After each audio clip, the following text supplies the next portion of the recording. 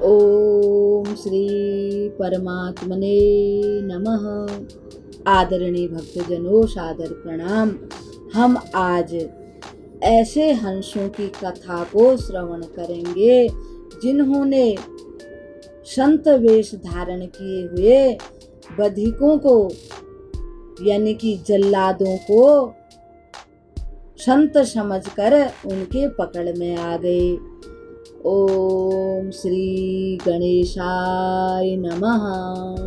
श्री सद्गुरुदेवाय नमः। श्री परमात्मने नमः। श्री सरस्वत्यै नमः। भक्तजनों, एक समय की बात है, एक राजा थे। उनको कुष्ठ रोग हो गया, यानी कोढ़ का रोग लग गया। राजा बड़े परेशान, बड़े दुखी। एक से एक वैद्य आते, राजा का कोढ़ दिन पर दिन बढ़ता जाता, ठीक होना तो दूर और बढ़ता जाता था।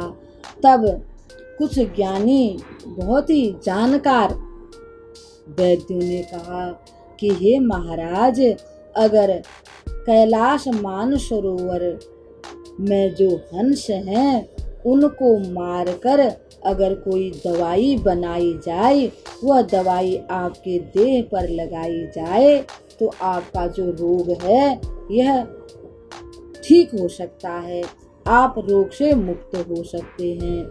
अब मरे क्या न करे राजा हो करके।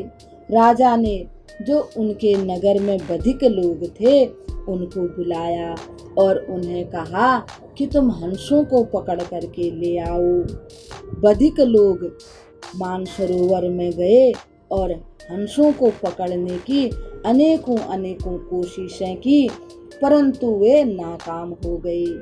अब वो सोचने लगे, इधर हंस पकड़ में नहीं आ रहे हैं, अगर उधर हम बिगर हंसों को लेकर के जाते हैं राजा हमारी हत्या कर देंगे। सोचने लगे अब हमें क्या करना चाहिए।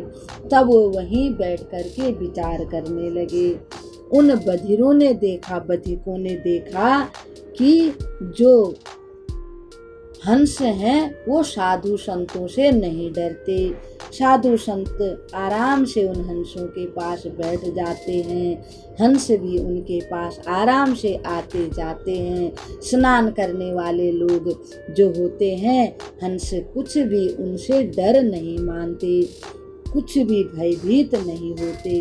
तब उन्होंने सोचा, चलो हम भी अब संतों का ही भेष धारण कर लेते हैं उन बधिकों ने, और तब ये हंस हमारी पकड़ में आएंगे। ये विचार करके उन्होंने सुंदर भगवे वस्त्र धारण किए, सुंदर वैष्णव तिलक लगाया, ऊर्ध्वकुंड, गले में सुंदर कंठी यानी तुलसी की माला डाली, हाथ में भी सुंदर जपमाला धारण की और उन हंसों को पकड़ने के लिए उनके पास चले गए। हंस उन्हें देखकर समझ गए कि ये वही बधिक हैं जो हमें पकड़कर ले जाना चाहते थे, परंतु हंस सोचने लगे कि इन्होंने साधु का भेष बना लिया है, अगर हम अब इनकी पकड़ में नहीं आएंगे तो संतों का अपमान होगा, संतों पर कोई भरोसा नहीं करेगा। यह सब जानते हुए उन हंसों ने अपने मन से ही स्वेच्छा से उनकी पकड़ में आ गए। अब वे लोग उनको ले जाकर राजा के पास पहुंच गए। राजा ने एक कमरे में उन हंसों को रख दिया। जब भगवान को यह पता चला कि वे बनावटी भेषधारी बधिकों के हंस खुद ही उनकी पकड़ में आ गए हैं, भगवान ने संत में इन हंसों की ऐसी निष्ठा है, ऐसा प्रेम है, यह जानकर एक सुंदर वैद्य का रूप धारण किया और उसी राजा के नगर में जाकर चौराहे पर जाकर यह घोषणा कर दी कि मैं कुष्ठ आदि सभी जो असाध्य रोग हैं, पीलिया हो, चाहे कैसा भी भयंकर से टीबी आदि भयंकर से भी रोग हो, उसको मैं बहुत अच्छी प्रकार से इलाज कर देता हूँ।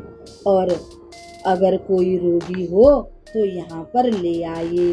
अब नगर निवासियों ने ये बात सुनी और धीरे धीरे राजा के जो सिपाही हैं उनके कान तक भी ये बात पहुंच गई। उन्होंने जाकर राजा को सारी बात बता दी। राजा ने कहा कि उन वैद्यराज को मेरे पास ले आओ। जब राजा ने ऐसा कहा तो कुछ सिपाही ने आकर के वैद्यराज को प्रणाम किया और कहा कि राजा ने आपको बुलाया है। वे उनको लेकर के राजा के समीप आए। भगवान ने कहा, हे राजन, आपकी जय हो। और राजा ने भी उनको प्रणाम किया। कहा कि आपने जो पक्षी बंद कर रखे हैं उन्हें छोड़ दें।